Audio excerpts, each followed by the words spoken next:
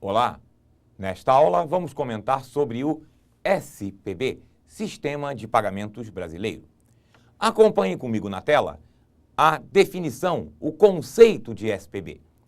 O Sistema de Pagamentos Brasileiro é o conjunto de regras, procedimentos, instrumentos e sistemas operacionais integrados que são utilizados para pagamentos e transferências de fundos entre os diversos agentes econômicos. Quando a gente fala de agente econômico, estamos falando das pessoas físicas e jurídicas, pessoas, seres humanos e empresas e instituições que operam na economia, efetuando pagamentos e recebimentos. Veja comigo na tela que o SPB, o Sistema de Pagamentos Brasileiro, compreende, em uma ponta, os bancos e os instrumentos de pagamento, dinheiro, cheque, cartões de débito, cartões de crédito, etc. E na outra ponta, os sistemas de compensação e liquidação de obrigações. Vamos então sistematizar aqui no quadro que nós temos duas pontas, duas pernas do sistema de pagamento brasileiro. Temos os bancos e, associados a esses bancos, os instrumentos de pagamento, porque são nos bancos que nós mantemos as contas correntes, são os bancos que nos fornecem os cartões com os quais nós movimentamos essas contas ou os talões de cheques, e na outra ponta, os sistemas de compensação e liquidação. Vamos aprofundar um pouco, neste momento apenas um ligeiro aprofundamento. Em aulas posteriores nós vamos abordar com mais profundidade a questão da compensação. Vamos, em outros momentos, abordar como funciona o sistema de compensação de cheques e outros papéis. Nesse momento vamos só entender a ideia do que é um sistema de compensação e liquidação. Compensação significa o seguinte, para dar um exemplo bem simples, que é um exemplo da nossa vida cotidiana.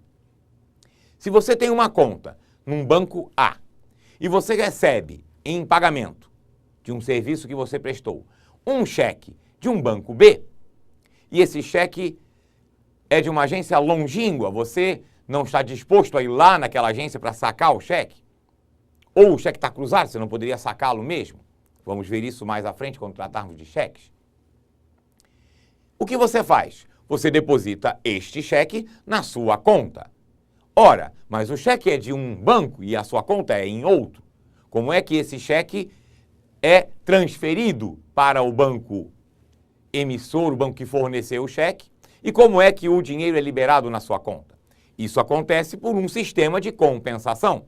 O seu banco, que você detém a sua conta, recebe aquele cheque em depósito e esse cheque é compensado, esse cheque é enviado para o banco que forneceu para a pessoa que você recebeu o cheque, para a pessoa que lhe pagou. Isso é um sistema de compensação, é um sistema que troca pagamentos e recebimentos. E quando nós falamos de liquidação, nós estamos falando da liquidação financeira dessa operação. Exatamente. Continuando com o exemplo da compensação.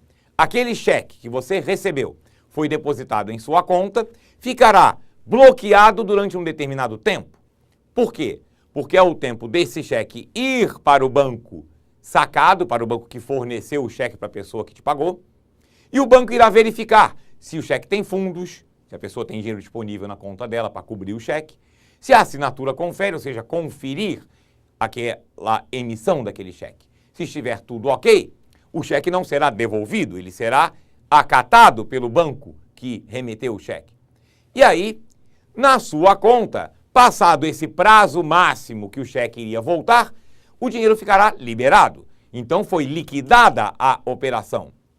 O cheque foi creditado na sua conta, você recebeu, e o cheque foi debitado, foi pago na conta de quem emitiu o cheque para você. Isso é um exemplo de liquidação. A compensação de cheques e outros papéis é um dos sistemas de compensação e liquidação que fazem parte do sistema de pagamentos brasileiro. E aí, nós vamos ver uma grande mudança que aconteceu exatamente na implantação do novo sistema de pagamentos brasileiro, novo entre aspas, porque ele já foi implantado desde 2002, mas é que a mudança foi bastante importante em relação à situação anterior. Então, nós podemos já assinalar também que o marco da criação, da implantação desse sistema foi abril de 2002. Ora, vamos entender então como era antes. Antes de abril de 2002, a única forma que existia das pessoas enviarem dinheiro de um banco para outro era por meio da compensação. Só existia o único sistema de compensação entre os bancos era a COMP, a compensação, que é essa que troca cheques e também por onde circulavam DOCs. DOC é documento de crédito. Era o crédito que você enviava da sua conta para a conta destino. Ora, o DOC só era acreditado no dia seguinte. Quais eram os inconvenientes? O primeiro deles, nós comentamos rapidamente isso em aula anterior, agora vamos aprofundar. Vamos, para isso, voltar àquele conceito da chamada conta de reservas bancárias. A conta de reservas bancárias é uma conta que os bancos possuem no Banco Central. Todo banco que recebe depósitos à vista obrigatoriamente, e alguns que recebem depósito a prazo podem ter também. Quem recebe depósito à vista, banco, obrigatoriamente tem conta de reservas bancárias no Banco Central. Pois bem, antes de abril de 2002, como o sistema não era interligado entre os bancos e o Banco Central, e a única câmara, o único sistema de compensação e liquidação que existia era a COMP, o Banco Central não conseguia, não tinha instrumento para acompanhar o saldo das contas de reservas bancárias durante o dia. Só era possível apurar esse saldo no final do expediente bancário, após o fechamento da compensação. Muitas vezes, o Banco Central descobria que várias instituições financeiras, vários bancos, estavam com saldo negativo na sua conta de reservas bancárias. Só que não pode ter, banco não pode ter caixa negativo. Qual era a única alternativa? O Banco Central era praticamente obrigado a emprestar dinheiro para os bancos cobrirem a sua posição negativa na conta de reservas bancárias. E o Banco Central era muito criticado por isso, porque era colocado, e não sem razão, era uma crítica pertinente, de que com isso o Banco Central estava dando sobrevida, estava permitindo a sobrevivência de instituições financeiras que, na verdade, estavam com dificuldades. O problema é que se o Banco Central não agisse dessa forma, ele teria que intervir e liquidar a instituição financeira. E nós já vimos em aula anterior que quando começa um processo de quebra em série de instituições financeiras, você cria um pânico que se alastra por todo o sistema financeiro e acaba afetando, inclusive, instituições saudáveis que podem ser vítima de uma corrida de saques causada pelo pânico, pelo temor dos clientes de que o seu banco também esteja vivendo problemas.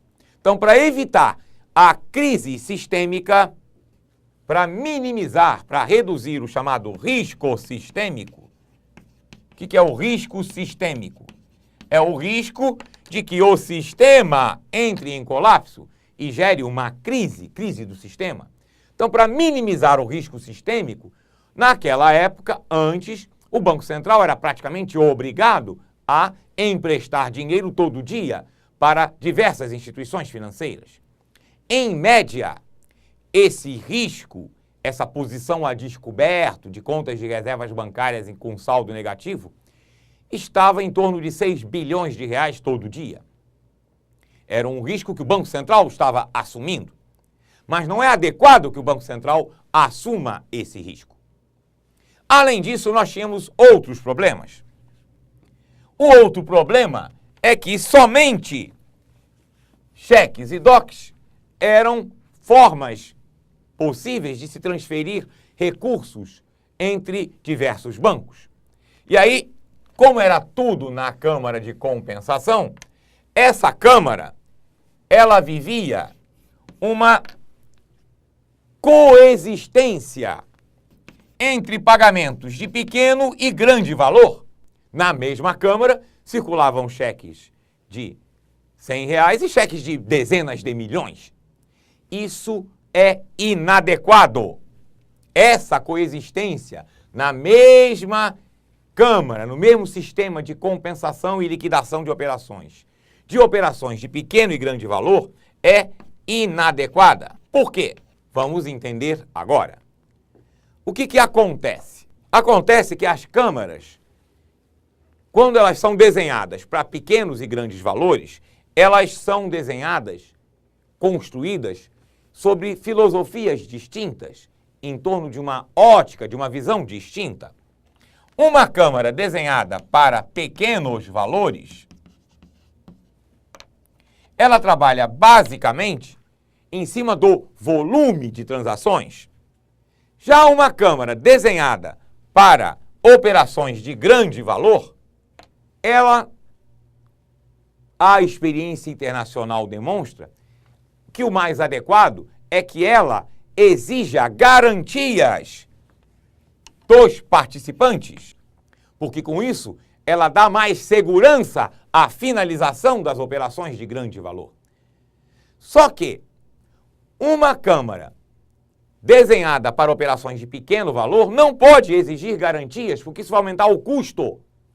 E uma câmara desenhada para operações de pequeno valor, ela ganha e ela se monta em função do volume de transações. E essa era a contradição que se vivia, porque a compensação é uma câmara montada, estruturada em cima da filosofia de processar transações de pequeno valor.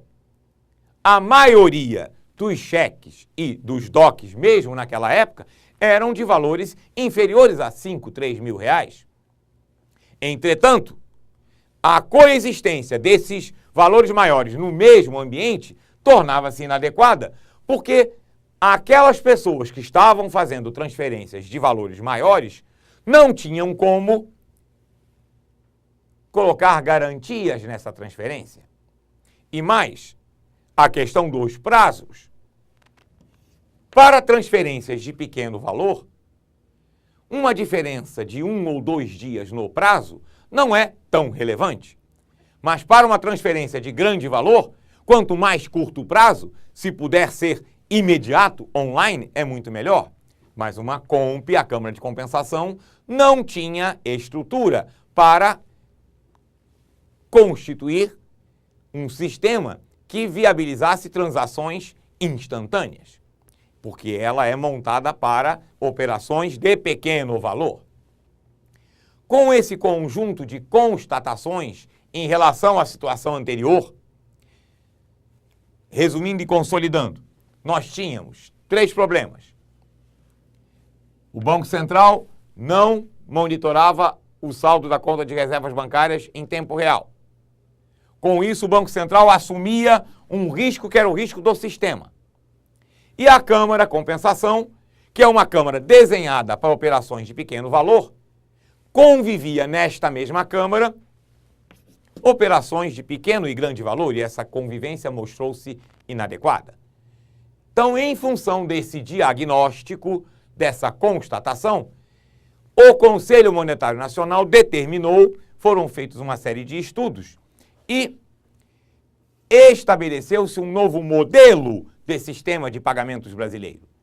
Acompanhe comigo na tela que o novo modelo do SPB, aquele que foi implantado a partir de abril de 2002, ele tem dois focos centrais.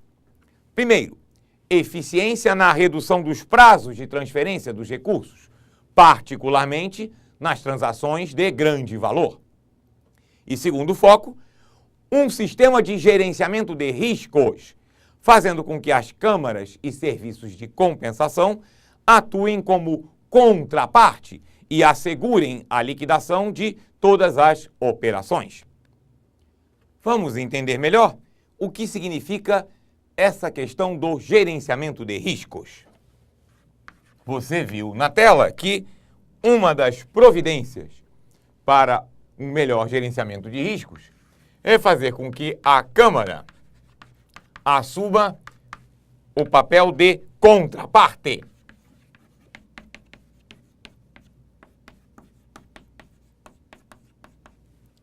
Basicamente, o que a gente chama de contraparte central. E o que é uma contraparte central? O que significa uma Câmara de compensação e liquidação tornar-se contraparte central? Significa o seguinte, que a Câmara deixa de ser apenas um repassador de recursos, um intermediário, e passa a entrar na operação. E ela, Câmara, se torna o vendedor aos olhos do comprador e torna-se também o comprador aos olhos do vendedor.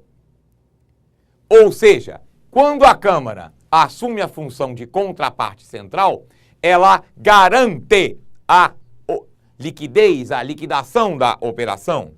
E por isso ela exige o depósito de garantias por parte dos participantes.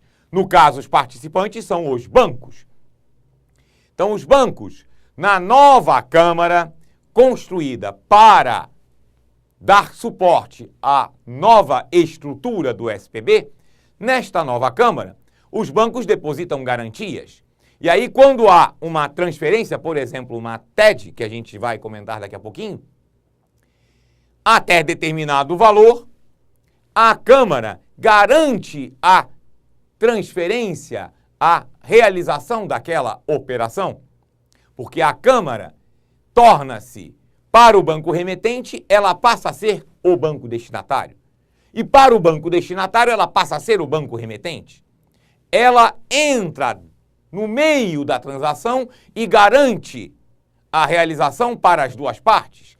Se é, por exemplo, uma transação de compra e venda, que acontece em outros sistemas, que nós vamos ver em aulas posteriores, quando a Câmara funciona como contraparte central, ela garante a entrega do ativo para quem comprou e garante o pagamento para quem vendeu.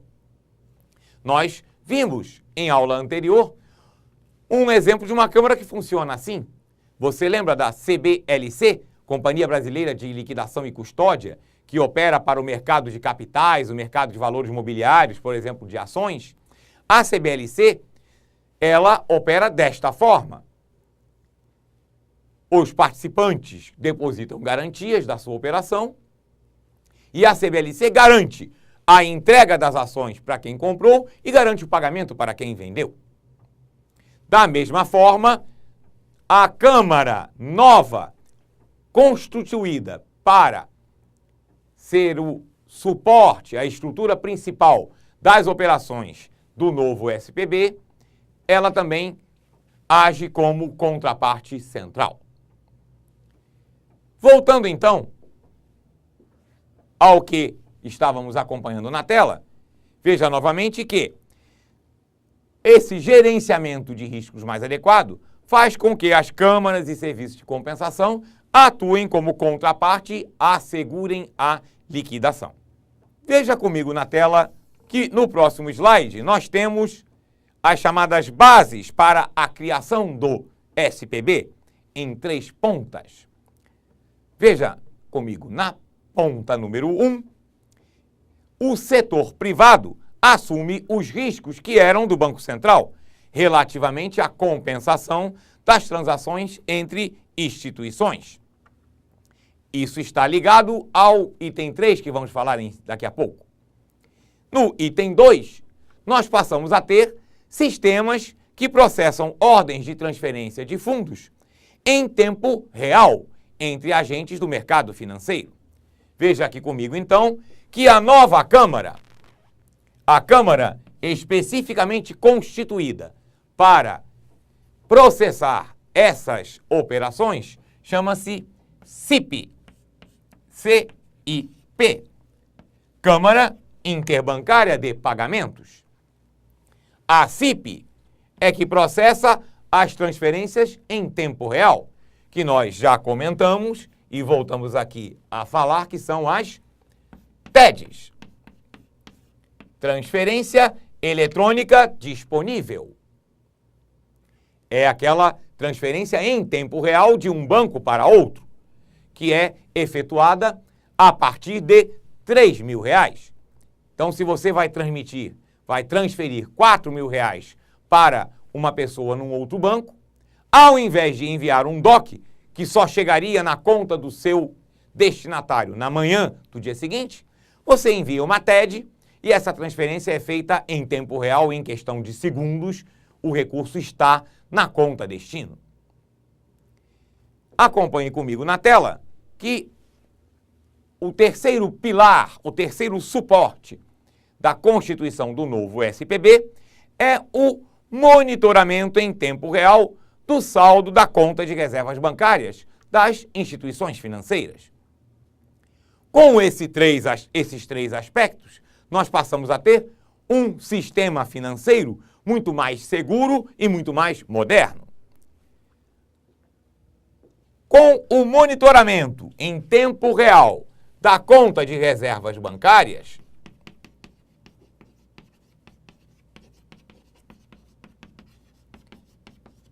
acabou aquela história do Banco Central ter que emprestar dinheiro para os bancos no final do dia.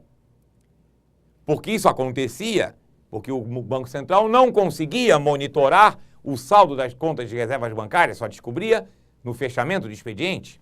Agora, como há uma interligação em tempo real entre os sistemas dos bancos e o sistema do Banco Central e o sistema das reservas bancárias, o banco não pode mais ter saldo negativo na conta de reservas bancárias em momento nenhum do dia. O que significa que aquele risco que o Banco Central assumia passa a ter que ser assumido pelos próprios bancos. Os bancos passam a ter que monitorar, que administrar o seu caixa de uma maneira muito mais eficiente, porque ele não pode mais ter saldo negativo em momento nenhum. E aí você talvez pergunte, mas e se acontecer? Se acontecer de, em um determinado momento, um banco estar ameaçado de ficar com saldo negativo na conta de reservas bancárias? Não pode ficar. E o que o banco faz, então, para não permitir que a sua conta de reservas bancárias fique com saldo negativo? Ele pode tomar 3 medidas. A primeira delas, incrementar a captação junto aos clientes. Com mais depósitos, com mais recursos, ele recompõe o seu caixa, o seu saldo da conta de reservas bancárias. Vamos supor que é um dia em que a captação está fraca e está havendo muitos saques. Então, o banco está com um problema ali de caixa. Pode chegar a ficar com a conta de reservas bancárias mais próximo do negativo. Não resolveu pela captação. A segunda medida é buscar recurso emprestado junto aos outros bancos, no chamado interbancário. O que é o interbancário? É um mercado onde os bancos emprestam dinheiro uns para os outros. Por isso é que é interbancário, entre bancos. Você provavelmente já ouviu falar na taxa desse mercado interbancário, porque esses empréstimos entre os bancos, eles são viabilizados por meio de um título. Esse título chama-se CDI. Certificado de Depósito Interbancário. O CDI é um título que o banco que precisa de dinheiro vende para o outro que tem dinheiro sobrando. E é claro que esse empréstimo que o banco que tem dinheiro a mais faz para o outro tem juros. Banqueiro não tem pena nem do outro banqueiro. Cobra juros também. E a taxa de juros do interbancário, a taxa de juros do CDI, é um dos componentes da taxa básica de juros da economia.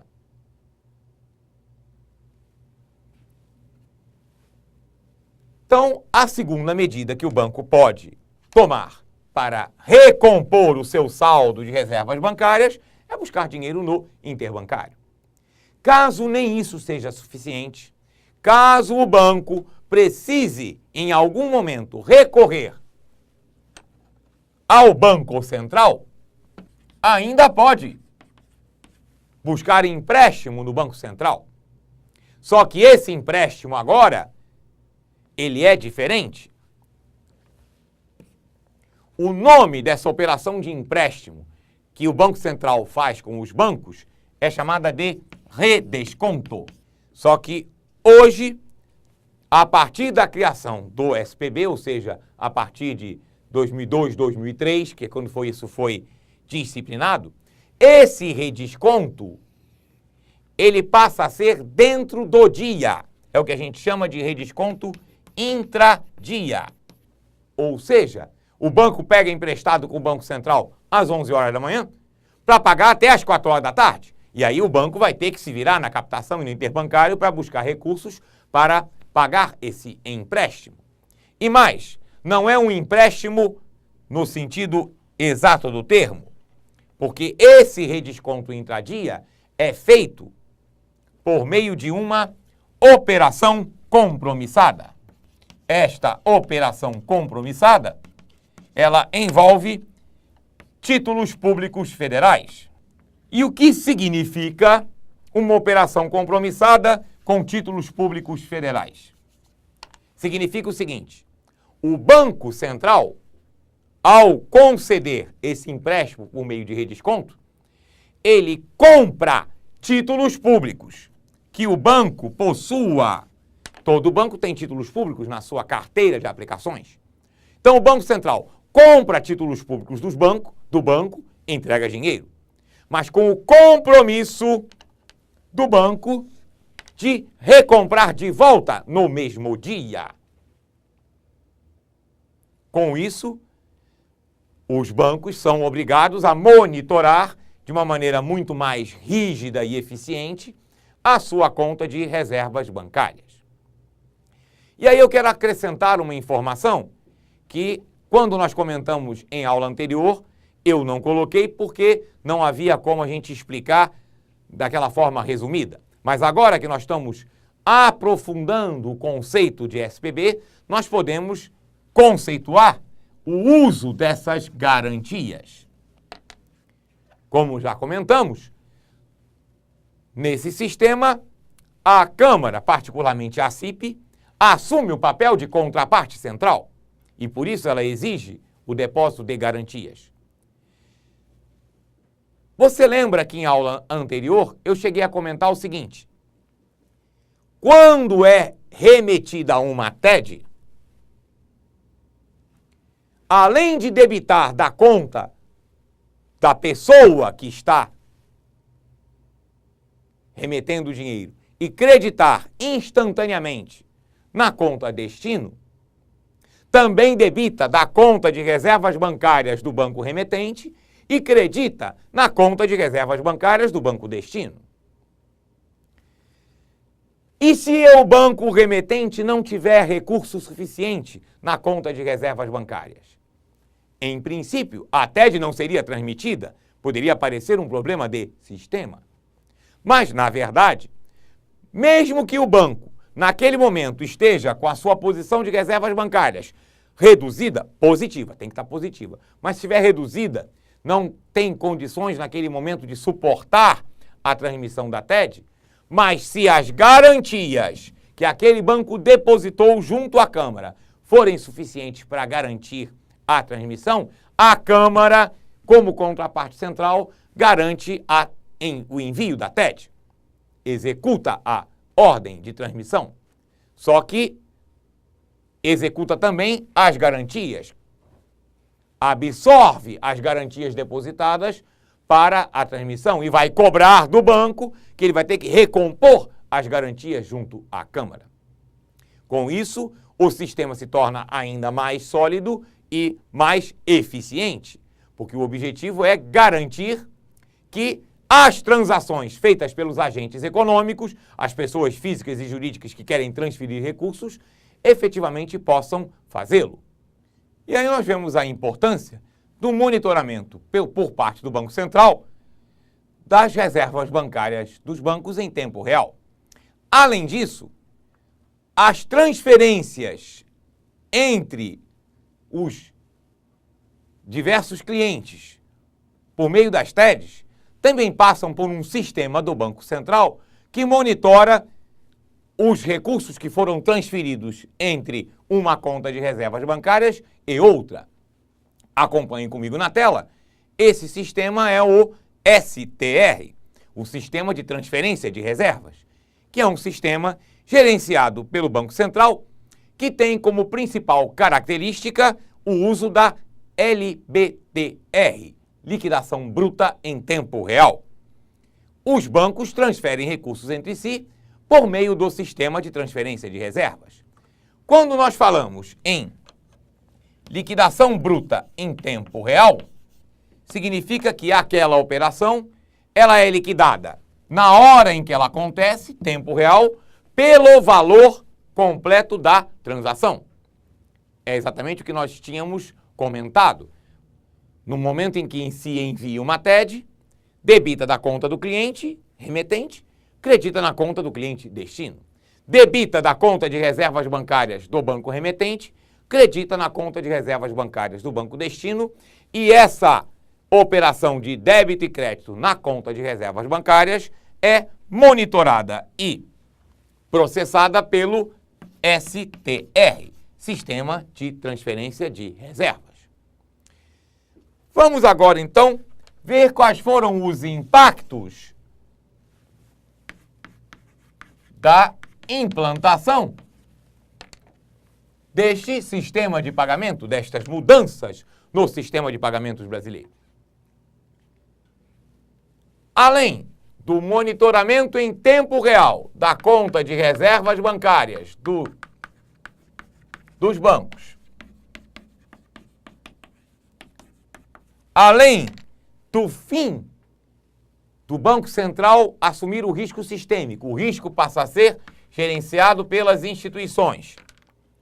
Nós tivemos algumas consequências do ponto de vista do cliente bancário. A primeira delas foi a proibição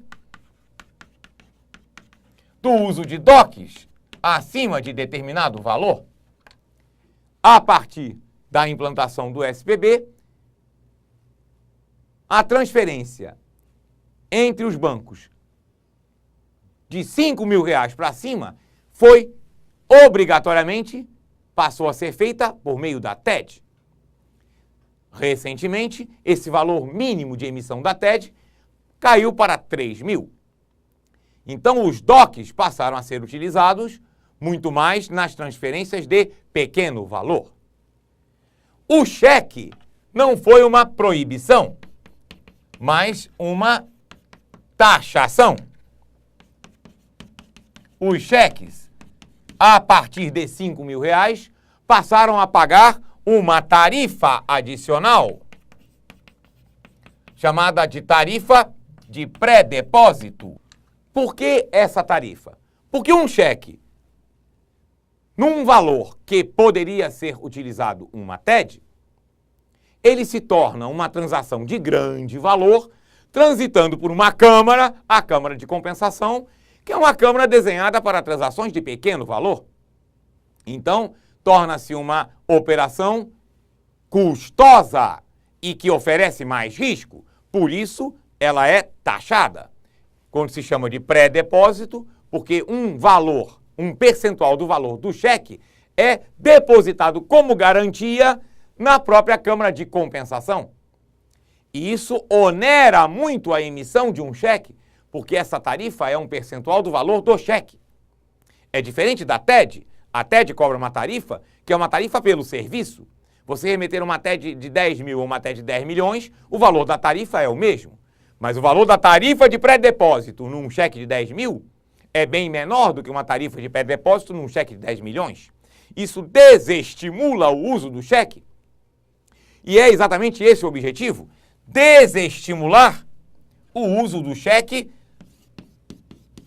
em transações de grande valor, porque torna-se antieconômico, é mais caro, tem mais risco, porque o cheque pode ser devolvido por falta de fundos, o cheque pode ser devolvido por divergência de assinatura, a TED não. A TED você transferiu, a conta está certa, é creditado imediatamente, e o cheque ainda demora. Você deposita o cheque na sua conta hoje, só estará liberado, não é nem amanhã, é depois de amanhã.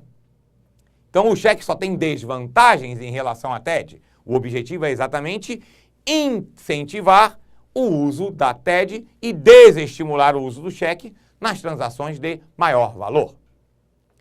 E a estrutura do novo SPB também permitiu a implantação dos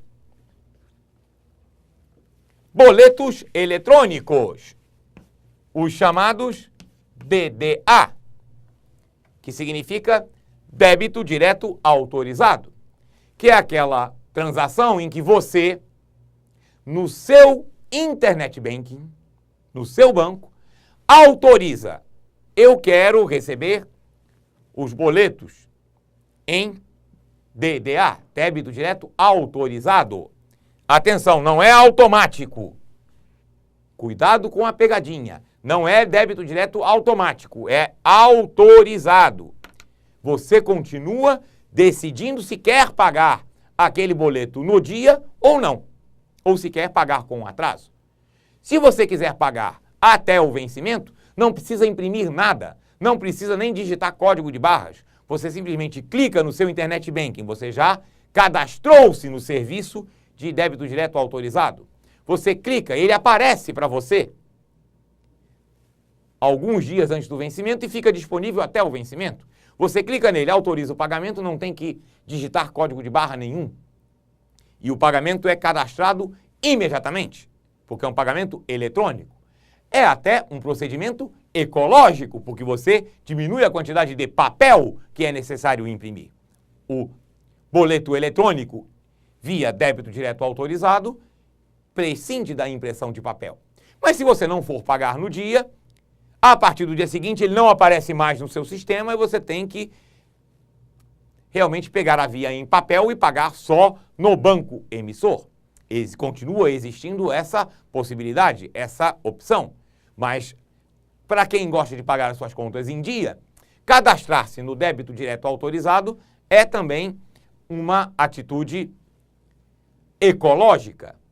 E só é possível porque esses débitos diretos autorizados também transitam pela CIP, a Câmara Interbancária de Pagamentos. Não transitam pela compensação.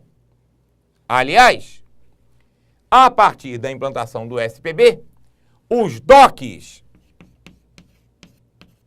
embora sejam transações de pequeno valor, abaixo de 5 mil, 3 mil reais, passaram também a transitar pela CIP.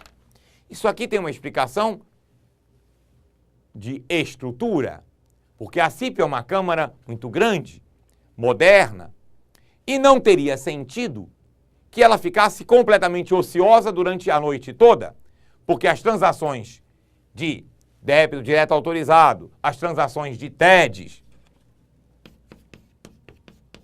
elas ocorrem durante o expediente bancário, porque são transações online, enquanto os sistemas dos bancos estão ativos.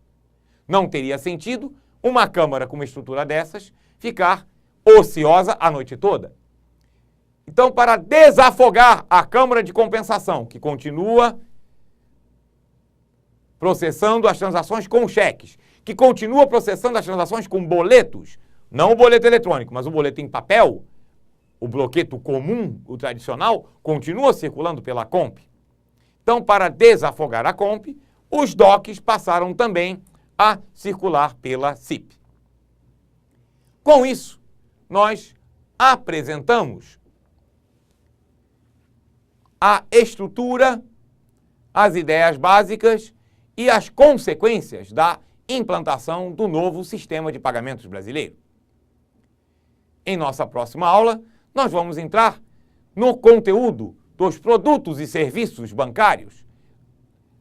Os produtos, depósitos, empréstimos, financiamentos, opções de investimento que os bancos oferecem aos seus clientes, bem como os serviços bancários prestados pelo sistema financeiro à população. Até a próxima!